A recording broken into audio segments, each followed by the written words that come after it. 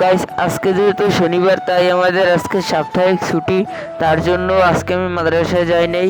আমি আজকে সকালে হাত মুখ ব্রাশ করে উঠে আমি আমাদের এলাকার পোলাপানদের সঙ্গে ক্রিকেট খেলতে নামলাম। ক্রিকেট আমার আমার ক্রিকেট ভালো লাগে। আপনাদের ক্রিকেট ভালো লাগে নাকি ফুটবল, সেটা আমার কমেন্ট বক্সে বলে যাবেন গাইস।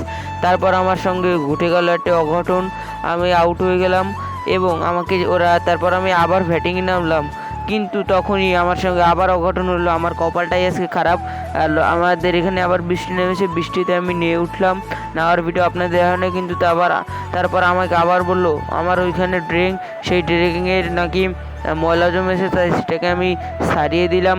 সারিয়ে আমি ঘরে চলে আসলাম গাইস। দেখতে পাচ্ছেন গাইস কী পরিমাণ বৃষ্টি পড়ছে।